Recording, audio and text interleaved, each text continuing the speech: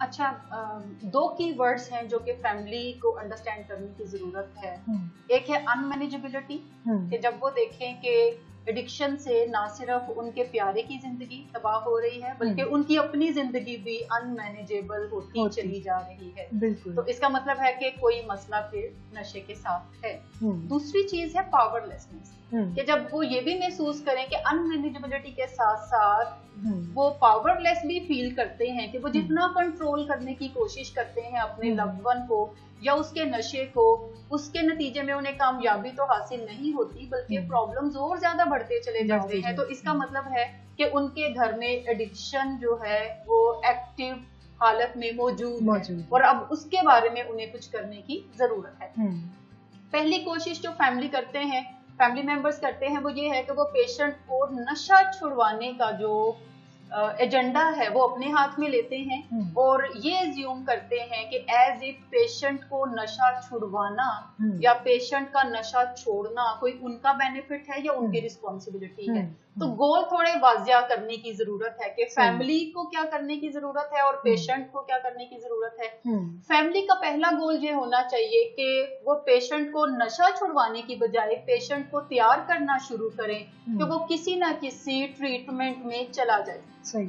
क्योंकि नशा छोड़ना ये पेशेंट का तो कोई गोल हो सकता है लेकिन ये फैमिली का गोल नहीं हो सकता। तो फैमिली का गोल क्या होना चाहिए? फर्स्ट कि वो ऐसे बिहेवियर्स को अडॉप्ट करे जो कि पॉजिटिव हो, हेल्दी बिहेवियर्स हो, ताकि पेशेंट के अंदर ट्रीटमेंट सीकिंग बिहेवियर्स जो है वो इनकलकेट किए जा सके या पेशेंट को ग्रेजुअली किसी ट्रीटमेंट की तरफ वो धकेलने में कामयाब हो जाए। सो उनका पहला गोल तो ये है कि पेशेंट को किसी ट्रीटमेंट फैसिलिटी में ले जाया जाए ताकि वो प्रॉपर हेल्प से नशा छोड़ने की तरफ जाए, बजाय कि वो खुद ट्रायल एंड एरर्स जो है वो घर पे करते रहे। चंद चीजें मैं आपके साथ शेयर करती हूँ कि सबसे पहला बुनियादी एलिमेंट जब भी आप किसी ट्रीटमेंट सेंटर में जाएं और आपका राब्ता जिस भी पर्सन के साथ होता है जो भी आपको अटेंड करता है तो आप उससे कुछ सवालात जरूर करें और हमेशा स्मार्ट कंज्यूमर के तौर पे बिहेव करें, नाइव कंज्यूमर के तौर पे बिहेव ना करें। आपसे सवाल पहला ये करूंगी कि लास्ट टाइम हमने जिक्र किया था कि फैमिलीज इनेबलिंग करती हैं या प्रोवोकिंग करती हैं, तो ये बड़े ख़तरनाक रवैये होते हैं एडिक्शन डिजीज़ में। क्या ये इनेबलिंग और प्रोवोकिंग का काम फैमिली सिर्फ केमिकल एडिक्शन के मरीजों के साथ ही करती है या ओवरऑल पूरी फैमिली में, यानी यूनिवर्सली कुछ ख़ानदानों में ये मसाइल जो हैं देखने में आते हैं? आपको इसका जो ज़्यादातर रुझान है वो तो ऐसी फैमिलीज के अंदर देखने को मिलेगा जहाँ पे केमिकल एडिक्शन या नॉन केमिकल एडिक्शन है, लेकिन हम इन रवैयों को उन फैमिलीज में भी आइडेंटिफाई कर सकते हैं जो कि किसी भी क्रॉनिक इलनेस की वजह से, किसी क्रॉनिक स्ट्रेस के अंदर हैं। जैसे यही रवैये आपको उन फैमिलीज में नजर आएंगे जिन फैमिलीज के अंदर कोई लव्ड वन फिजिकली पैरालाइज्ड है। यही रवैये आपको उन फैमिलीज में भी नजर आएंगे जहाँ पे किसी को कोई लव्ड वन जो है वो दिल के अमराज में मुब्तला है और वो अपने इलाज पे प्रॉपर तवज्जो नहीं देता। कोई ऐसा लव्ड वन जो कि डायबिटिक है और वो अपने इलाज को प्रॉपरली फॉलो नहीं करता। यही रवैये आपको उन्हीं फैमिलीज में भी नजर आएंगे। फिर यही रवैये उन फैमिलीज में भी नजर आएंगे जहाँ पे कोई लव्ड वन जो है वो कैंसर का पेशेंट है और वो इलाज के अंदर है, लेकिन चूंकि इलाज में प्रॉब्लम्स आती रहती हैं, सो किसी भी फैमिली का क्रोनिक स्ट्रेस को जो रिस्पॉन्स करने का एक यूनिवर्सल मेथड है वो प्रोवोकेशन और इनेबलिंग है।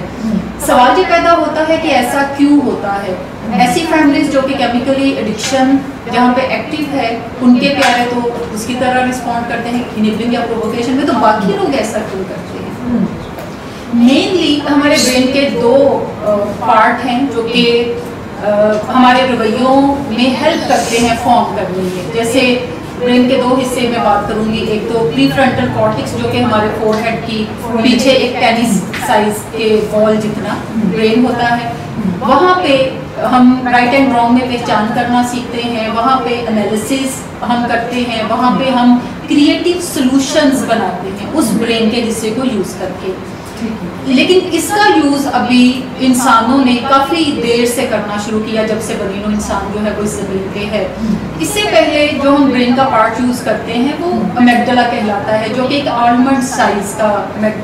ब्रेन है और ये हमारे ब्रेन के बिल्कुल सेंटर में जाके वाक़या है। अमेगडाला का जो काम है उसका काम है कि वो खतरात को भांपता है हमारे आइडेंटिफाई करने से भी पहले, और हमारे बॉडी को अलर्ट करता है to respond in a situation जहाँ पे कोई खतरा मौजूद है। दो रवैये बड़े कॉमनली हम अक्सर यूज करते हैं कि जब भी अमेगडाला ओवर एक्टिव होता है तो हम फाइट या फ्लाइट की तरफ जाते हैं। अब ये जो फाइट बिहेवियर है ये उन लोगों का है जो जनरली किसी भी सिचुएशन में एंग्री ज्यादा होते हैं, और यही वो लोग हैं जो कि प्रोवोकेशन की डिफरेंट फॉर्म्स को अपना लेंगे। जब मैं प्रोवोकेशन की डिफरेंट फॉर्म्स की बात करती हूँ तो ये जुबानी बदकलामी से लेके जिस्मानी तशद्दुद तक की बात है, ठीक है। सो मास्किंग उसके अंदर है, उसके अंदर ताने देना है, उसके अंदर बुरी बातें करना, बुरे अलकाबात देना, नेम कॉलिंग करना, या पेशेंट को थ्रेट करना, या किसी प्यारे को थ्रेट करना, या जिस्मानी तौर पे उसे तशद्दुद का निशाना बनाना, ये प्रोवोकेशन के जुमरे में सारी चीजें आएंगी। जब मैं बात करती हूँ कि फाइट के अलावा एक फ्लाइट बिहेवियर भी है जिसमें हम एक्चुअल जो प्रॉब्लम है, एक्चुअल इशू है, उसको मैनेज करने की बजाय हम एस्केपिंग राउट जो है वो यूज करते हैं। अब ये एस्केपिंग राउट जो है ये सारे इनेबलिंग के बिहेवियर्स को जन्म देता है, जिसमें हम पेशेंट की बातें मानते हैं, बाज़ औक़ात हमें प्रॉब्लम का पता होता है, बाज़ औक़ात हमें प्रॉब्लम को आइडेंटिफाई तो नहीं कर सकते, बट हमें कोई सिक्स सेंस कह रही होती है कि कुछ गलत है, कुछ गलत है, लेकिन हम एक्चुअल मौजूद पर बातचीत करने के बजाय इनडायरेक्ट वे में ऐसी चीजें करने की तरफ जाते हैं तो हमारी अकल, हमारी समझ, हमारे पर्सनलिज्म के मुताबिक ठीक होती है, बट मेडिकल साइंस बताती है कि एक्चुअली वो ठीक नहीं होती, वो आपके पेशेंट को ज्यादा तकलीफ की तरफ जो है वो लेके चल रही होती है। वो किसी भी क्राइसिस को तो जरूर डिले करते हैं फॉर द टाइम भी, बट एक्चुअली वो किसी बड़े क्राइसिस की तरफ आपको पुश कर रही होती है। सो इनेबलिंग के जो सारे बिहेवियर्स आप आइडेंटिफाई कर सकते हैं, जिसमें पेशेंट को सपोर्ट करना ऐसी चीजों पे जो कि एक्चुअली गलत हैं, जैसे उसके साथ सिगरेट स्टार्ट कर देना कि ये थोड़ा एनालाइज करेगा, समझेगा कि ये गलत चीज है तो वो भी नहीं करेगा, या ड्रिंक स्टार्ट कर देना बाज़ औक़ात वाइफ्स करती हैं। इसी तरीके से पेशेंट की रिस्पॉन्सिबिलिटीज को लेना, उसके कामकाज की जगह पे बहाने बनाना, लोगों के सामने बहाने बनाना, एक्सक्यूजेस पेश करना या झूठ बोलना। सो इनेबलिंग की सारी जो फॉर्म्स हैं ये एक्चुअली हमें नजर आती हैं कि ये फ्लाइट रिस्पॉन्स है। तो जब भी कहीं पे क्रॉनिक स्ट्रेस होगा तो ये बिहेवियर बहुत तेजी के साथ ज्यादा होना शुरू हो जाएंगे। जैसे हो सकता है मैं और आप नॉर्मल लाइफ में फाइट या फ्लाइट रिस्पॉन्स को महीनों के बाद इस्तेमाल करते हो, लेकिन जिस भी फैमिली के अंदर क्रॉनिक स्ट्रेस है ड्यू टू एक्टिव एडिक्शन या due to any chronic illness, या कोई ऐसे डिसफंक्शनल रवैये फैमिली के हैं जहाँ पे कोई स्ट्रेसफुल सिचुएशन है, जैसे डाइवोर्स है किसी फैमिली के अंदर, तो जो फैमिली मेंबर्स होंगे वो उसको वैसा ही रिस्पॉन्ड करेंगे जैसा कि कोई एक्टिव एडिक्शन को रिस्पॉन्ड करता है। सो सिमिलर बिहेवियर होंगे, कम या ज्यादा फ्रिक्वेंसी में हो सकते हैं, बट वो बिहेवियर आपको वहाँ पे जरूर नजर आएगा। अच्छा, यहाँ पर मैं एक बात आपसे जरूर पूछना चाहूंगी अपने नाजरीन की मदद कीजिए कि एक बड़ा कॉमन सा पैटर्न है, अमूमन देखा गया है कि माएँ अपने बच्चों के होमवर्क खुद कर रही होती, यानी ये एक इनेबलिंग की बहुत ही जनरल सी एक मिसाल है। तो मैं चाहूँगी कि अब इस मौजू पे हम बात करें तो इस चीज़ को ज़रूर टच करते चलें, क्योंकि इससे देखने वालों को बड़ी मदद मिलेगी कि ये ऐसा क्या होता है। यानी जो माँ अपने बच्चे का होमवर्क खुद कर रही है, डेफिनेटली बिहाइंड द सीन एक मोहब्बत है, एक एहसास है, एक ख्याल है, लेकिन वो उस वक्त कौन सी ऐसी साइकोलॉजिकल स्टेट में होती है कि वो ये काम खुद करने पे मजबूर होती है। अच्छा, बाज़ औक़ात कोई साइकोलॉजिकल स्टेट ऐसा उसके पीछे नहीं होती, बाज़ औक़ात होती है, बट जरूरी नहीं कि हर दफा कोई ना कोई पीछे साइकोलॉजिकल रीजन हो। बाज़ औक़ात माएँ इसलिए भी होमवर्क कर देती हैं कि वो किसी फंक्शन से रात को लेट आई है और बच्चे ने सुबह स्कूल जाना है, तो एक शॉर्ट टर्म रेमेडी उस प्रॉब्लम को फौरी तौर पर मैनेज करने के लिए ये पॉसिबल है कि वो खुद ही होमवर्क कर दें, ताकि बच्चा अब जाग तो नहीं रहा और सुबह स्कूल में जाके ये डांट खाएगा, तो बेहतर है कि वो कर दें इसको। तो ये किसी भी इनेबलिंग हम इसलिए भी अपनाते हैं कि किसी भी प्रॉब्लम को क्विक फिक्स करने के लिए, फौरी तौर पे उसका कोई सोल्यूशन फाइंड आउट करने के लिए हम उसे खुद कर देंगे, कोई आउटसोर्स के थ्रू हम उसको करवा लेंगे, लेकिन हम उसको परमानेंट बेसिस पे इस तरह हल नहीं कर सकते, क्योंकि ये प्रॉब्लम जो है कभी कभार हो तो फाइन, लेकिन अगर हर रोज हम यही कुछ करते हुए नजर आएंगे, शॉर्ट टर्म सोल्यूशन या इनेबलिंग की फॉर्म को इस्तेमाल करते हुए नजर आएंगे, तो यकीनन प्रॉब्लम होगी। इनेबलिंग भी बहुत छोटे लेवल पे आपको बच्चों में नजर आएगी। इसके अलावा मैंने देखा है कि माइंड प्रोवोकेट भी छोटे छोटे बच्चों को करती हैं, यानी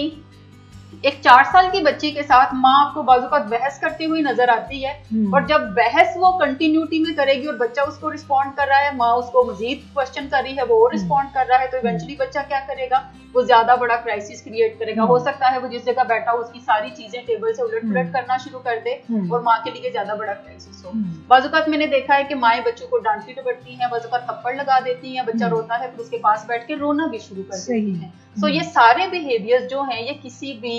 एक स्ट्रेसफुल सिचुएशन को मैनेज करने के लिए एक्चुअली हम अपनाते हैं, लेकिन जब हम एक कंटिन्यूअसली इन्हें अपनाना पड़े तो फिर हमारे ये रवैये थोड़े पक्के भी हो जाते हैं। फिर हम कोई भी ऐसी सिचुएशन जो कि एक्चुअली स्ट्रेसफुल नहीं है, हम इन्हीं रवैयों के थ्रू उन्हें मैनेज करते हुए नजर आएंगे। सही सही, यानी कि हमारी मिसमैनेजमेंट की वजह से वो स्ट्रेस जो है वो डे बाय डे बढ़ता जाता है। एग्जैक्टली। और नाजरीन, ये जो मैंने पहला क्वेश्चन आपसे मैंने पूछा है, ये क्वेश्चन तमाम ऐसे घर वालों को मदद कर सकता है जो किसी न किसी, ना सिर्फ ये कि किसी क्रॉनिक इलनेस का शिकार है, बल्कि नॉर्मली भी बच्चों की तरबियत में हम कहीं ना कहीं उनको इनेबल करते हुए या प्रोवोक करते हुए नज़र आते हैं, जो कि साबित शुदा है कि ये एक शॉर्ट टर्म फिक्स है। यानी ये आपको क्विक फिक्स तो दे देगा, मगर ये डे बाय डे अगर आप इसको परसिस्टेंटली करते जाएंगे तो फिर ये आपके मसाइल को दुगना कर देगा। बिल्कुल। मैं इस हवाले से एक चीज़ आपको और बताती चलूँ कि आपकी मदद करने का जो ये प्रोग्राम हमने शुरू किया है, इसमें आप किस तरह पार्टिसिपेट कर सकते हैं। आप कमेंट में अपना क्वेश्चन लिख सकते हैं या इनबॉक्स कर सकते हैं हमें, जहाँ पर आप अपनी आइडेंटिटी को शो कराए बगैर भी क्वेश्चन पूछ सकते हैं। हम ऐसे सवालों को भी ज़रूर अपने प्रोग्राम का हिस्सा बनाएंगे जो कि आप हमें इनबॉक्स करते हैं, यानी आप बग़ैर अपना तारुफ कराए हुए हमें अपने सवालात भेजते हैं, तो हम उनका भी जवाब आप तक ज़रूर पहुंचाएंगे। और एक चीज़ मैं आप लोगों को और बताती चलूँ कि आज हमारे साथ हमारे प्रोग्राम में विलिंग वेज के बाकी प्रोफेशनल्स ने भी यहाँ पर शिरकत की है, और वो भी हमारे साथ शामिल प्रोग्राम है और अपने सवालों के ज़रिए वो आपके कॉन्सेप्ट्स को मज़ीद क्लैरिटी देंगे ताकि हम आपकी सही रहनुमाई कर सकें। तो मैम, मैं आपसे एक सवाल और करना चाहूँगी इसी हवाले से कि जहाँ पर एक फैमिली डिटेक्ट कर लेती है कि अब मसाइल जो है वो नज़र आना शुरू हो गए, यानी वो जो मिसमैनेजमेंट है उसके थ्रू या फिर एक्चुअली जो कोई प्रॉब्लम है उसके थ्रू पर्सन की जिस्मानी सेहत दिन ब दिन गिरती जा रही है, वज़न में या तो बेजा इजाफा देखने में आ रहा है या फिर बहुत ज़्यादा वज़न नीचे गिर रहा है, फिर इसके साथ साथ मूड मिजाज में एक नुमायां तब्दीली देखने को आ रही है, बहस व तकरार का सिलसिला बार बार देखा जाता है, और मिजाज में बड़ी इरिटेशन है, फ्रस्ट्रेशन बहुत ज़्यादा है और बज़ाहिर उसकी कोई वजह नज़र भी नहीं आ रही। इसके साथ साथ सोसाइटी से जो ताल्लुकात होते हैं उनमें कमी देखने में आ रही है। अगर वो पर्सन एक स्टूडेंट है तो उसके ग्रेड्स में पुअर ग्रेड्स आ रहे हैं, और अगर वो कोई बिजनेसमैन है तो ऐसी डील्स देखने में आ रही हैं जिनमें फ़ायदा नहीं बल्कि नुकसान उठाया जा रहा है। तो इस किस्म की हालत में फैमिली को क्या करना चाहिए, उसका पहला जो रद्द अमल है वो क्या होना चाहिए? अच्छा, दो की वर्ड्स हैं जो कि फैमिली को अंडरस्टैंड करने की जरूरत है। एक है अनमैनेजेबिलिटी, कि जब वो देखें कि एडिक्शन से ना सिर्फ उनके प्यारे की जिंदगी तबाह हो रही है बल्कि उनकी अपनी जिंदगी भी अनमैनेजेबल होती चली जा रही है। बिल्कुल। तो इसका मतलब है कि कोई मसला फिर नशे के साथ है। दूसरी चीज है पावरलेसनेस, कि जब वो ये भी महसूस करें कि अनमैनेजेबिलिटी के साथ साथ वो पावरलेस भी फील करते हैं, कि वो जितना कंट्रोल करने की कोशिश करते हैं अपने लव्ड वन को या उसके नशे को, उसके नतीजे में उन्हें कामयाबी तो हासिल नहीं होती बल्कि प्रॉब्लम्स और ज्यादा बढ़ते चले जाते हैं। तो इसका मतलब है कि उनके घर में एडिक्शन जो है वो एक्टिव हालत में मौजूद है और अब उसके बारे में उन्हें कुछ करने की जरूरत है। पहली कोशिश जो फैमिली मेंबर्स करते हैं वो ये है कि वो पेशेंट को नशा छुड़वाने का जो एजेंडा है वो अपने हाथ में लेते हैं और ये एज्यूम करते हैं कि एज इफ पेशेंट को नशा छुड़वाना या पेशेंट का नशा छोड़ना कोई उनका बेनिफिट है या उनकी रिस्पॉन्सिबिलिटी है। तो गोल थोड़े वाजिया करने की जरूरत है कि फैमिली को क्या करने की जरूरत है और पेशेंट को क्या करने की जरूरत है। फैमिली का पहला गोल ये होना चाहिए कि वो पेशेंट को नशा छुड़वाने की बजाय पेशेंट को तैयार करना शुरू करें कि वो किसी ना किसी ट्रीटमेंट में चला जाए। सही। क्योंकि नशा छोड़ना ये पेशेंट का तो कोई गोल हो सकता है, लेकिन ये फैमिली का गोल नहीं हो सकता। तो फैमिली का गोल क्या होना चाहिए? फर्स्ट कि वो ऐसे बिहेवियर्स को अडॉप्ट करे जो कि पॉजिटिव हों, हेल्दी बिहेवियर्स हों, ताकि पेशेंट के अंदर ट्रीटमेंट सीकिंग बिहेवियर्स जो है वो इनकलकेट किए जा सके, या पेशेंट को ग्रेजुअली किसी ट्रीटमेंट की तरफ वो धकेलने में कामयाब हो जाए। सो उनका पहला गोल तो ये है कि पेशेंट को किसी ट्रीटमेंट फैसिलिटी में ले जाया जाए ताकि वो प्रॉपर हेल्प से नशा छोड़ने की तरफ जाए, बजाय कि वो खुद ट्रायल एंड एरर्स जो है वो घर पे करते रहें। बल्कि यहाँ पर मैं तवज्जो दिलाना चाहूँगी, मेरी अपनी नज़र से कुछ फैमिलीज ऐसी गुजरी हैं, बीइंग अ सोसाइटी मेंबर, यानी एज अ साइकोलॉजिस्ट नहीं, एक सोसाइटी मेंबर के तौर पे मेरे नज़र में ऐसी फैमिलीज हैं जो कि फ्लाइट और फाइट वाले आइडियाज़ पे अमल करती हैं। ऐसे में जब उनको ये एहसास होता है कि मसला जो है वो कोई बहुत बढ़ गया है और पर्सन जो है डिजीज़ में आ गया है या नशा बहुत ज़्यादा कंज्यूम कर रहा है, तो वो या तो उनके साथ फाइट करती हैं और या फिर वो उनको साइड बाय साइड, यानी उनको अपार्ट कर देती हैं या उनसे ताल्लुक़ तोड़ देती हैं। तो इस किस्म के रवैयों पे भी मैं चाहती हूँ थोड़ी सी हम रोशनी डालें कि ये फैमिलीज़ जो कर रही होती हैं, ये कोई मैनेजमेंट अप्रोप्रिएट है क्या? ये कोई अप्रोप्रिएट मैनेजमेंट नहीं है, क्योंकि फैमिली इस फैक्टर को तो कंट्रोल कर सकती है कि वो अपने किसी प्यारे को घर से निकाल दे, लेकिन वो इस फैक्टर को कंट्रोल नहीं कर सकती कि दूसरे लोग फिर उसकी हेल्प ना करें ऐसी सूरत। सही। जो कि मोस्टली फ्रेंड्स, उसके कजन्स, उसके कोई चचा ताया या फुप्पो हो सकती हैं। सो जब हम सारे फैक्टर्स को कंट्रोल नहीं कर सकते कोई भी आउटकम निकालने में, क्योंकि फैमिली इसलिए घर से निकालती है कि इसको थोड़ी कदर आए और ये हमारे पास लौटे और कहे कि मुझे कोई हेल्प दें, क्योंकि मैं ऐसा करने में कामयाब नहीं हो पा रहा। लेकिन जब अदर फैक्टर्स को वो कंट्रोल नहीं कर सकते तो इसका मतलब है कि फिर इस सोल्यूशन का कोई फायदा नहीं। एक तरीका कार ये हो सकता है कि वो बाकी सारी फैमिली को भी और उसके जो क्लोज फ्रेंड्स हैं जहाँ पे पॉसिबिलिटी है कि वो जा सकता है, वो उनसे भी पहले ही राब्ता करें उसको घर से निकालने से पहले, और मिलके उनके साथ तय करें कि हम इसको घर से मैं निकालना चाहता हूँ क्योंकि ये ड्रग्स नहीं कर रहा, लेकिन ये हो सकता है आपके पास जाए और आपसे हेल्प डिमांड करे in the form of money, in the form of shelter, in the form of food. ये आपसे हेल्प जो है डिमांड कर सकता है। तो ऐसी सूरत में आप उसको हेल्प प्रोवाइड ना करें। अगर तो वो सारे लोग एग्री करते हैं कि हाँ जी बिल्कुल हम आपके एजेंडा के साथ हैं,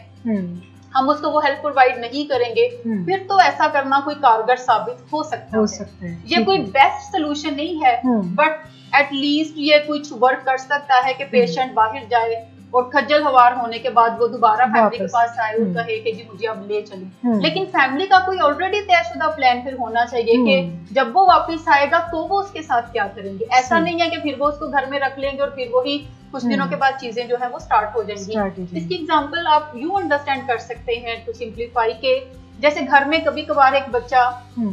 हड़ताल करता है जब उसकी कोई बात मानी नहीं जाती और वो कहता है कि मैं खाना नहीं खाऊंगा। सही, ठीक है। पेरेंट्स कहते हैं कि अच्छा ठीक है ना खाओ। पेरेंट्स रात को सो जाते हैं तो दूसरे बहन भाई जो हैं वो उसके लिए कुछ बिस्किट ला रहे होते हैं, वो किचन में से जाके लेके आ रहे होते हैं या वो खुद किचन में जाके खा रहा होता है और वो पेरेंट्स के साथ ये कर रहा होता है कि जब तक आप मेरी बात नहीं मानेंगे मैं खाना नहीं खाऊंगा। सो अगर तो पेरेंट्स ये कहते हैं कि अच्छा ठीक है तुम ना खाओ, तो फिर वो मेक श्योर करें कि उस दिन फिर घर से खाना भी उसको ना मिले, तो तब तो ये स्ट्रेटेजी इफेक्टिव होगी। लेकिन अदरवाइज ये नहीं होगी। बट आई डोंट रिकमेंड सच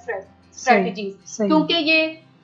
हमेशा आपके पेशेंट को हर्ट करती है। यू नेवर नो कि जब आपका पेशेंट बाहर स्ट्रीट पे होता है तो उसके साथ क्या हो सकता है, क्योंकि एक्टिव एडिक्शन जो है या कोई भी क्रॉनिक इलनेस जो है ये पेशेंट की जिंदगी और मौत का मसला है। बिल्कुल, ये ऐसा मसला नहीं है जहाँ पे आप ट्रायल एंड एरर्स करें और देखें कि क्या काम चीजें करती हैं आपकी तरफ से और क्या काम नहीं करती। हो सकता है इस सारी सिचुएशन में आपका पेशेंट ही ना रहे, तो फिर आप क्या करेंगे। सो बेस्ट स्ट्रेटेजीज की तरफ हमेशा जाना चाहिए जो काम करती हुई नजर आती हैं, जो रिकमेंडेड हैं। अगर आपको नहीं पता कि इस डिफिकल्ट सिचुएशन में आप क्या करें, तो फिर आप कुछ करने से परहेज ही करें और बकायदा सीख लें, गूगल से चेक कर लें, कहीं पे कोई किताब निकालें ऐसी जहाँ पे अब तो गूगल पे हर चीज है, तो आप गूगल पे लिख सकते हैं कि जनाब जब ऐसी कोई डिफिकल्ट सिचुएशन है जिसमें मेरा जो प्यारा है या बेटा या बेटी घर पे नशा कर रहा है तो मुझे क्या करना चाहिए, या यूजुअली फैमिली मेंबर्स क्या करते हैं, तो गूगल आपको ढेरों ढेर जो है वो आंसर दे देगा। और जो आपको लगे कि ये साइंटिफिक है, ये कुछ काम करता हुआ नजर आता है, तो फिर आप जरूर उस चीज को अप्लाई करें, या फिर आप प्रॉपर किसी से हेल्प लें, किसी ऐसे प्रोफेशनल से जो कि एडिक्शन ट्रीटमेंट में एक्सपर्ट है, आप उससे हेल्प ले सकते हैं, क्योंकि उसके थ्रू आप यकीनन किसी ऐसी जगह पे पहुंचेंगे जहाँ पे कामयाबी आपको नजर आने लगेगी और फिर रफ्ता रफ्ता आपको मिलना भी शुरू हो जाएगा। ठीक है, हम इसके ऊपर भी आगे बातचीत ज़रूर करेंगे कि जो प्री ट्रीटमेंट में फैमिली की रिस्पॉन्सिबिलिटी है इलाज में जाने के लिए, वो रिस्पॉन्सिबिलिटी क्या है। लेकिन अभी मैं चाहती हूँ कि क्योंकि ये जो बहस जिसका मैंने आगाज़ किया है, ये इस पर मैं चाहती हूँ थोड़ी सी तवज्जो ज़रूर दिलाएं, क्योंकि आज तक हमारी सोसाइटी कहीं उसी जगह पर जी रही है जहाँ पर जैसे ही किसी एडिक्ट को देखती है तो उसके जहन में फ़ौरन से ये आना शुरू हो जाता है कि ये कोई गुनाह कर रहा है, ये कोई ख़राब अमल कर रहा है, ये कोई ख़राब आदत में मुब्तला हो गया है। जबकि कॉन्सेप्ट ये क्लियर करने की कोशिश करनी चाहिए कि ये किसी बीमारी का शिकार है। यानी अगर फैमिली मेम्बर्स भी अपने किसी प्यारे को नशा करते हुए देखते हैं तो फिर उनके लिए बड़ा ज़रूरी है कि वो इस कॉन्सेप्ट के थ्रू उनकी मदद करें कि ये एक क्रॉनिक इलनेस में है। जैसे मैं अक्सर फैमिलीज़ को ही बताती हूँ कि आप बजाय इसके कि ये सोचें कि आपका कोई प्यारा नशा कर रहा है, बल्कि आपको सोचना ये चाहिए कि आपका कोई प्यारा एक ऐसी बीमारी का शिकार है जो कि जानलेवा है, जैसे कि कोई कैंसर है, जैसे कि कोई कार्डियोवैस्कुलर डिजीज़ है, जैसे कि कोई डायबिटीज़ है। ये तमाम वो बीमारियाँ हैं जो मैनेजमेंट के साथ इनके साथ गुजारा किया जा सकता है, लेकिन बगैर मैनेज किए इन बीमारियों के साथ आप नहीं चल सकते।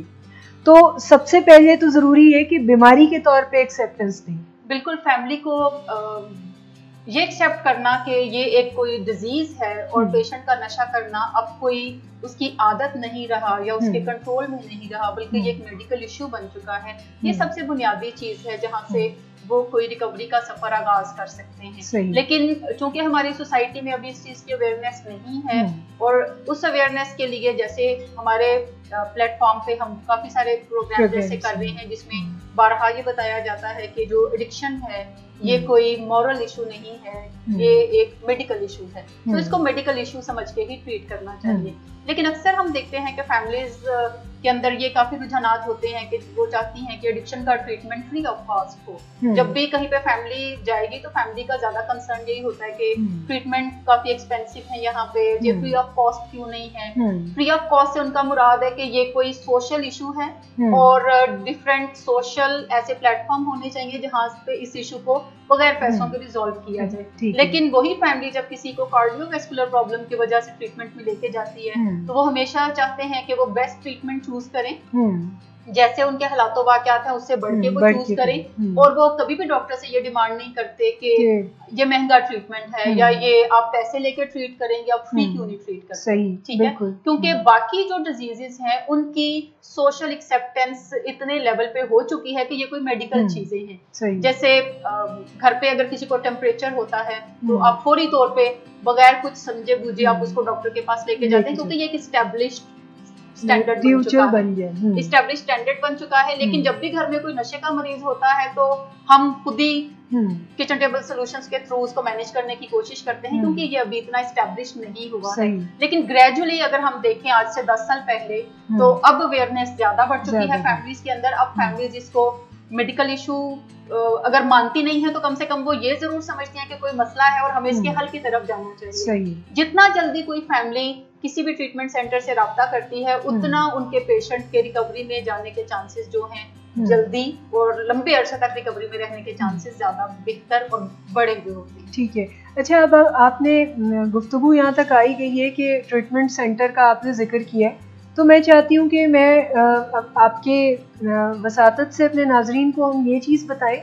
कि अगर एक पर्सन आपके पास घर में ऐसा है जो कि नशे का शिकार है और अब आप मान चुके हैं, आइडेंटिफाई कर चुके हैं कि उसकी bio psycho social spiritual life जो है वो डैमेज हो चुकी है, और अब आपको ये भी पता है कि एक सोल्यूशन आपको दरकार है और पेशेंट अभी घर पे ही है, अब यहाँ पर फैमिली अगर चाहती है कि वो ट्रीटमेंट में लेके आए पेशेंट को और वो इस बारे में कंफ्यूज है कि कौन सा ट्रीटमेंट होना चाहिए, कहाँ लेके जाएं, क्या करें, कैसे जाएं, मरीज़ तो राज़ी नहीं होगा, तो ये तमाम वो क्वेश्चंस हैं जिनमें कि एक बहुत बड़ी कंफ्यूज स्टेट में फैमिली होती है और ये समझ ही नहीं आ रहा होता। और अगर ये पता भी चल जाता है कि ट्रीटमेंट सेंटर वहाँ मौजूद है, तो ये पता नहीं होता कि फिर सिलेक्शन का क्राइटेरिया क्या होना चाहिए। ये बड़ा अच्छा सवाल आपने किया कि फैमिली ऐसे कौन से एलिमेंट्स देखे जब भी वो ये चूज करने पे जाएं कि हाँ उनके प्यारे को किसी ट्रीटमेंट में लेके जाने की जरूरत है, तो वो ट्रीटमेंट में क्या बुनियादी एलिमेंट्स होने चाहिए। चंद चीजें मैं आपके साथ शेयर करती हूँ कि सबसे पहला बुनियादी एलिमेंट, जब भी आप किसी ट्रीटमेंट सेंटर में जाएं और आपका राब्ता जिस भी पर्सन के साथ होता है, जो भी आपको अटेंड करता है, तो आप उससे कुछ सवालात जरूर करें और हमेशा स्मार्ट कंज्यूमर के तौर पे बिहेव करें, नाइव कंज्यूमर के तौर पे बिहेव ना करें। नाइव कंज्यूमर वो होता है जो कोई भी इंफॉर्मेशन गैदर किए बगैर किसी एक शॉप पे जाता है और जो भी चीज उसको चाहिए होती है, कोई जितना भी जैसा भी बताता है वो वैसा उठा के घर ले आता है। स्मार्ट कंज्यूमर ये होता है कि वो पहले चीजों को देखता भालता है, इंटरनेट के थ्रू देखता है, फिर देखता है कंपैरिजन इसके क्या हैं, और फिर इवेंचुअली वो किसी एक जगह पे कोई सोचा समझा फैसला करता है और फिर जाता है और फिर भी जाके उनसे सवालात करता है, क्योंकि ये उनके प्यारे की जिंदगी और मौत का मसला है। सो उन्हें जरूर ऐसी कुछ बुनियादी चीजें जो है वो किसी भी ट्रीटमेंट सेंटर में जाए तो पूछने की जरूरत है। सबसे पहली चीज जो वहां पे देखने की जरूरत होती है जब भी आप उस मुतल्लिका पर्सन से बात करें, बीइंग अ फैमिली मेंबर, तो जरूर देखें कि क्या ये डिजीज कॉन्सेप्ट को फॉलो करते हैं। डिजीज कॉन्सेप्ट से मेरी मुराद ये है कि क्या ये नशे को एक मेडिकल इशू कंसीडर करते हुए आपसे बातचीत कर रहे हैं या ये कोई मॉरल इशू कंसीडर करते हुए बातचीत कर रहे हैं। तो पहला एलिमेंट क्या हो गया, डिजीज के कोई भी जो ट्रीटमेंट सेंटर जहाँ पे आपने राब्ता किया है, क्या वो नशे को कोई बीमारी तस्वर करते हैं या वो कोई मेडिकल इशू ही तस्वर करते हैं। सही। दूसरी बुनियादी चीज जो है कि जब आपका प्यारा वहां पे पहुंचेगा तो उसे कुछ एक्यूट प्रॉब्लम्स का सामना करना पड़ेगा जब वो नशा छोड़ेगा, जिसको हम विड्रॉल कहते हैं। तो क्या वहां पे कोई मेडिकल डॉक्टर्स मौजूद हैं जो कि उसके विड्रॉल मैनेजमेंट को सुपरवाइज्ड करेंगे और उसको एज पॉसिबल एज स्मूथली लेकर जाएंगे। सो उनसे दूसरा सवाल ये होना चाहिए कि आपके पास मेडिकल टीम कौन सी है जो कि हमारे पेशेंट को जब वो नशा छोड़ेगा तो उन प्रॉब्लम्स को मैनेज करने में फैसिलिटेट करेगी। तीसरा बुनियादी सवाल ये होना चाहिए कि क्या पेशेंट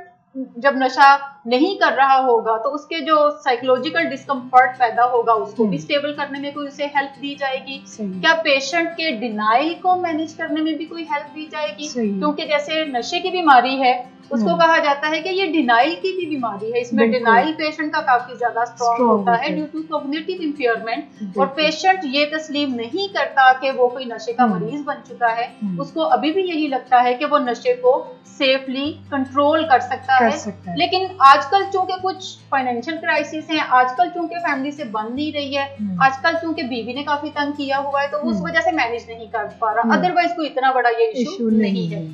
सो फैमिली को जरूर क्वेश्चन करना चाहिए कि वो पेशेंट के डिनाइल को मैनेज करने में क्या उसे सपोर्ट प्रोवाइड कर सकते हैं, क्या उनके इदारे में कोई ऐसा प्रोग्राम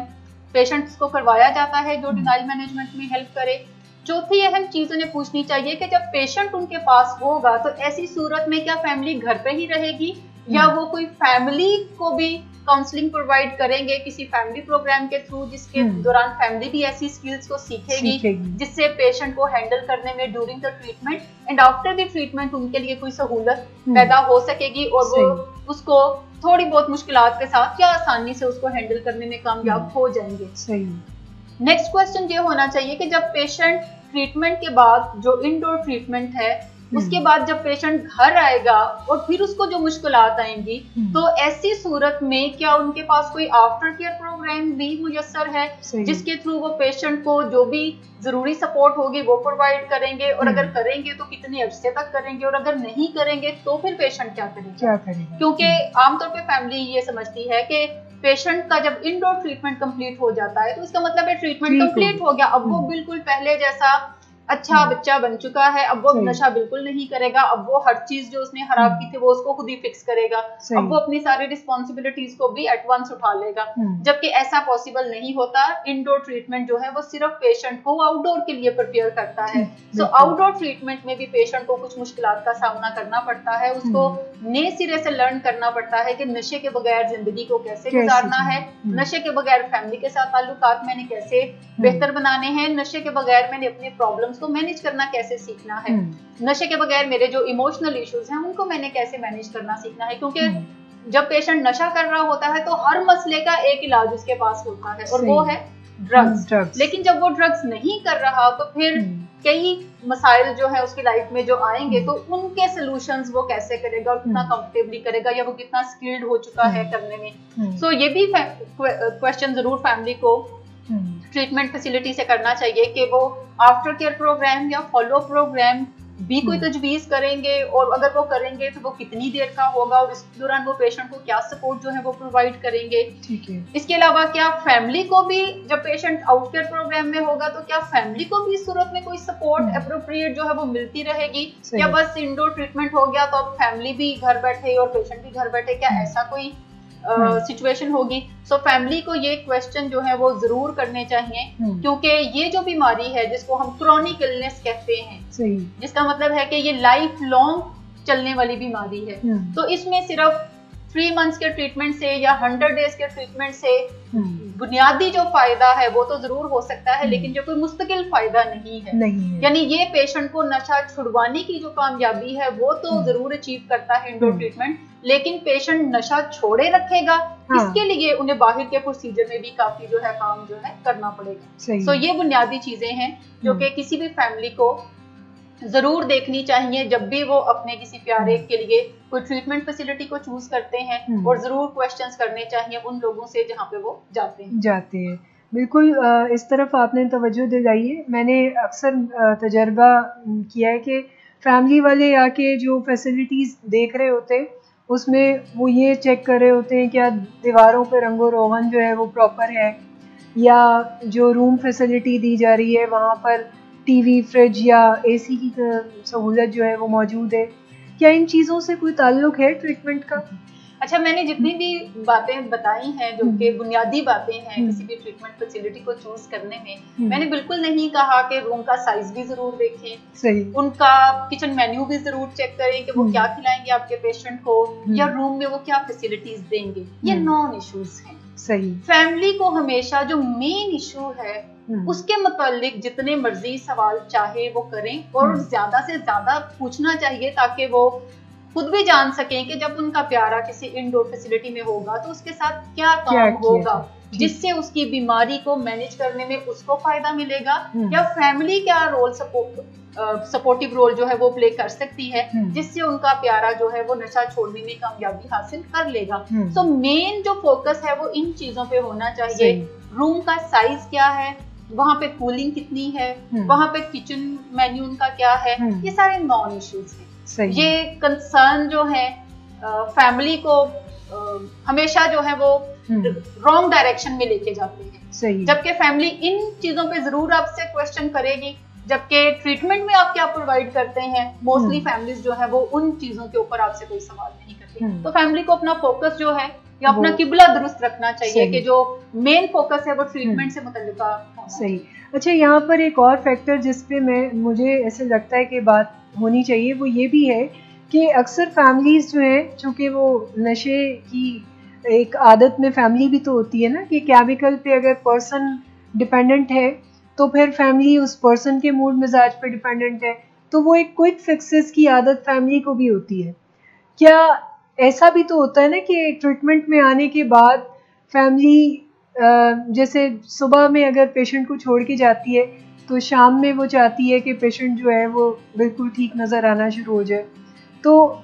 यहाँ पर आप फैमिली को कैसे बताएंगी कि ये जो एक डिफरेंस क्रिएट होगा वो कैसे क्रिएट होगा? कुछ फैमिली की एक्सपेक्टेशंस जो है या कंसर्न जो है वो आउट ऑफ फियर जन्म लेते हैं, लेकिन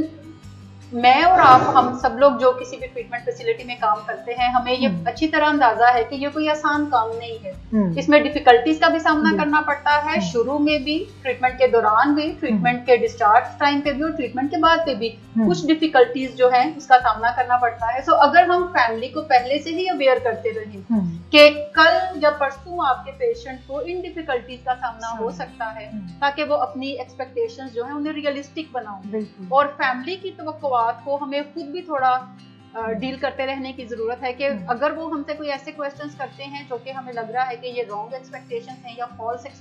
रॉन्ग तो मैं नहीं कहूंगी, फॉल्स एक्सपेक्टेशंस हैं, सो हमें उनको ट्यून भी करते रहने की जरूरत है कि ट्रीटमेंट के जिस मरहले में उनका पेशेंट है वहां पे जितनी बेहतरी की गुंजाइश है या जो मसाइल आ रहे हैं उससे फैमिली को पहले से अवेयर किया जाए। अगर फैमिली को पहले से अवेयर किया जाए और फैमिली उन मुश्किलात का अंदाजा रखती है और अभी वो दरपेश नहीं आई, और जब उनके पेशेंट को वो दरपेश आती हैं तो यकीनन प्रोफेशनल्स पे भी उनका एतमाद बिल्ड होता है कि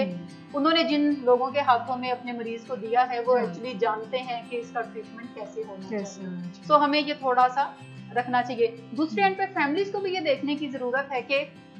हमारे जज्बात